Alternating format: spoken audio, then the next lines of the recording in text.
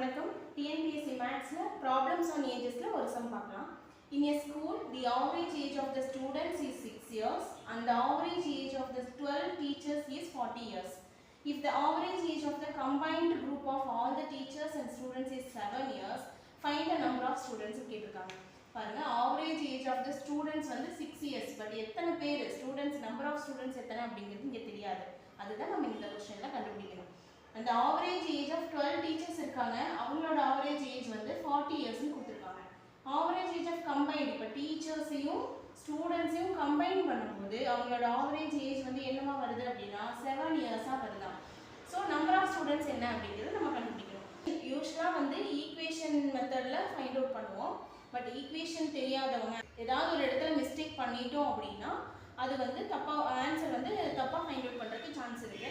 So equation இல்லாமல் இந்த சம நம்ம புரிஞ்சு எப்படி நம்ம போடுறது அப்படிங்கிறத பார்க்கலாம்.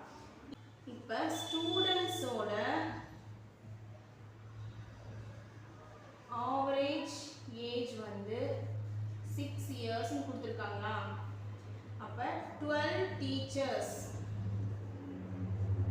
ஆவரேஜ் ஏஜ் வந்து 12 டீச்சர்ஸோட ஆவரேஜ் ஏஜ் வந்து 40 இயர்ஸ்னு கொடுத்துருக்காங்க. இதே வந்து ஸ்டூடெண்ட்ஸ் ப்ளஸ் டீச்சர்ஸ் ரெண்டு பேர்த்தோட சேர்த்த ஆவரேஜ் ஏஜ் வந்து 7 இயர்ஸ்னு கொடுத்துருப்பாங்க. புரியுதா? அப்போ என்ன அர்த்தம்? 12 டீச்சர்ஸோட ஆவரேஜ் ஏஜ் 40 இயர்ஸ் அப்படின்னா பாருங்க, 1 2 3 4 5 6 7 8 9 10 11 12 இல்லையா? 12 டீச்சர்ஸுக்குமே அவங்களோட ஆவரேஜ் ஏஜ் வந்து என்ன இருக்குது? 40 40 40 இல்லையா? அதாவது ஒரு குரூப் ஆஃப் 12 மெம்பர்ஸ் டீச்சர்ஸ் இருக்காங்க. அதில் ஒவ்வொரு டீச்சருக்கும் ஒவ்வொரு ஏஜ் இருக்கும். பட் ஆவரேஜ் அப்படிங்கிறது என்ன? எல்லா டீச்சர்ஸோட ஏஜையும் கலெக்ட் பண்ணி சம் அப் பண்ணி அந்த ஆன்சரை வந்து இப்போ 12ஆல் டிவைட் பண்ணும்போது உங்களோட ஆவரேஜ் ஏஜ் கிடைக்கும் இல்லையா? அப்போ அது என்ன எடுத்துக்கோ, ஒவ்வொரு டீச்சருக்கும் 40 40 இயர்ஸ் அப்படிங்கிறது சொல்கிறாங்க ஆவரேஜ் ஏஜா. ஸ்டூடெண்ட்ஸோட ஆவரேஜ் ஏஜ் 6 இயர்ஸ். இப்போ ரெண்டு பேர்த்தையும் கம்பைன் பண்ணும்போது, அதாவது ஸ்டூடெண்ட்ஸ் டீச்சர்ஸ் ரெண்டு பேர்த்தோட ஏஜையும் கம்பைன் பண்ணும்போது அவங்களோட ஆவரேஜ் ஏஜ் வந்து என்ன வருது? 7 அப்படின்னு சொல்லியிருக்காங்க. கம்பைன் பண்ணும்போது 7 அப்படின்னா ஒவ்வொரு டீச்சருக்கும் என்ன ஆகும்? ஃபைனலாக கம்பைன் பண்ணதுக்கு அப்புறம் ஒவ்வொரு டீச்சரோட ஏஜும் வந்து 7 7 7 ஆகும் இல்லையா? டீச்சருக்கும் 7 ஆகும், ஸ்டூடெண்ட்ஸுக்கும் 7 ஆகும் இல்லையா? அப்போ பாருங்க, 40லிருந்து 7 குறையுது. அப்போ பேலன்ஸ் 33 என்ன பண்ணுறாங்க? ஸ்டூடெண்ட்ஸுக்கு கொடுக்குறாங்க. அப்போ ஒவ்வொருத்தருக்கும் 33, ஒவ்வொருத்தரும் 33 ஸ்டூடெண்ட்ஸுக்கு கொடுக்குறாங்க. ஆவரேஜிங்கோட கான்செப்ட் என்ன? அதிகமாக இருக்கிறவங்க கம்மியாக இருக்கிறதுக்கு கொடுக்கும்போது ஈக்குவல் ஆகுது. அதுதான் ஆவரேஜ். 33யா? ஸோ இப்போ வந்து 40 அப்படிங்கிறது 7 உங்களுக்கு குறையுது. அப்போ ஒவ்வொருத்தரும் 33 கொடுக்குறாங்க. அப்போ பாருங்க, 12 டீச்சர்ஸோட ஆவரேஜ் ஏஜ் என்னவா இருந்துச்சு? 540 இருந்துச்சு. அப்போ ரெண்டையும் மல்டிப்ளை பண்ணிங்கன்னா எவ்வளோ ஒரு டோட்டல் உங்களுக்கு?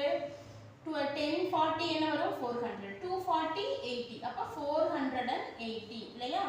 அதே மாதிரி ஆனால் என்னவா குறையுது உங்களுக்கு? 12 into 7 குறையுது உங்களோட ஏஜ். அப்போ 12 into 7 10 into 7 70. 2 7s are 14. 70 plus 14 84 இல்லையா? 84 அவங்க கிட்ட வச்சுக்கிறாங்க டீச்சர்ஸ் கிட்ட. பேலன்ஸ் வந்து எவ்வளோ இருக்கு? 480ல 84 போச்சுன்னா என்ன? 480ல 80 போச்சுன்னா 400. 400ல 4 போச்சுன்னா 396 இல்லையா? ஸோ 396 வந்து ஸ்டூடெண்ட்ஸுக்கு அவங்க கொடுக்குறாங்க. புரியுதா? அப்போ பாருங்க, ஆல்ரெடி ஸ்டூடெண்ட்ஸோட ஏஜ் என்னவா இருக்கு? 6 இருக்கு. 6 அப்படின்னா 1 கொடுக்கும்போது 7 ஆகுது. 7 தானே நமக்கு வரணும். ஒவ்வொரு ஸ்டூடெண்ட்டுக்கும் 7ங்கிறது ஆவரேஜ் ஏஜாக ஃபைனலில் மாறிடும் அப்படிங்கிறாங்க. அப்போ ஒவ்வொரு ஸ்டூடெண்ட்டுக்கும் 1 கொடுப்பாங்க இல்லையா? அப்போ எத்தனை ஸ்டூடெண்ட்ஸுக்கு 396 வந்து எத்தனை ஸ்டூடெண்ட்ஸுக்கு கொடுக்க முடியும்? ஒவ்வொருத்தருக்கும் 1 அப்படின்னா 396 ஸ்டூடெண்ட்ஸுக்கு கொடுப்பாங்க இல்லையா? அப்போ எத்தனை ஸ்டூடெண்ட்ஸ் இருப்பாங்க? 396. நம்பர் ஆஃப் ஸ்டூடெண்ட்ஸ், அப்போ நம்பர் ஆஃப் ஸ்டூடெண்ட்ஸ் வந்து 396 அப்படிங்கிறது தான் இங்கே ஆன்சர். ஓகேவா? இந்த மெத்தட் புரிஞ்சுதுங்களா? ஒன்றுமே இல்லை. ஆவரேஜோட கான்செப்ட் வந்து என்ன அப்படின்னா அதிகமாக இருக்கிறவங்க கம்மியாக இருக்கிறவங்களுக்கு கொடுத்து ரெண்டையும் ஈக்குவல் பண்ணி ஆவரேஜ் பண்ணுறது தான் இல்லையா? 12 டீச்சர்ஸோட ஆவரேஜ் ஏஜ் வந்து 40 இயர்ஸ்ன்னு இருக்குது. ஸ்டூடெண்ட்ஸோட ஆவரேஜ் ஏஜ் வந்து 6 இயர்ஸ்ன்னு இருக்குது. பட் ஸ்டூடெண்ட்ஸையும் டீச்சர்ஸோட ஏஜையும் கம்பைன் பண்ணும்போது ஆவரேஜ் ஏஜ் வந்து 7 இயர்ஸ் அப்படின்னு இருக்குது. ஸோ அப்போ 40 இயர்ஸ் வந்து 7 இயர்ஸ். ஒவ்வொரு டீச்சருக்கும் 14 இருந்துச்சு, ஆனால் கம்பைன் பண்ணும்போது ஒவ்வொரு டீச்சருக்கும் 7 7 7 மாறும் இல்லையா? ஸோ அப்போ உங்களுக்கு அதே மாதிரி ஸ்டூடெண்ட்ஸுக்கும் 7 மாறும். அப்போ அங்கே வந்து 1 அதிகமாகுது, ஒரு ஸ்டூடெண்ட்டுக்கு ஒரு ஏஜ் அதிகமாகுது, டீச்சர்ஸ்க்கு வந்து 33 மைனஸ் ஆகுது. ஸோ அப்படிங்கும்போது உங்களுக்கு இப்படியும் போடலாம், ஒவ்வொருத்தரும் 33 அப்படின்னா 12 அப்படின்னு போட்டிங்கன்னா 396 கொடுப்பாங்க.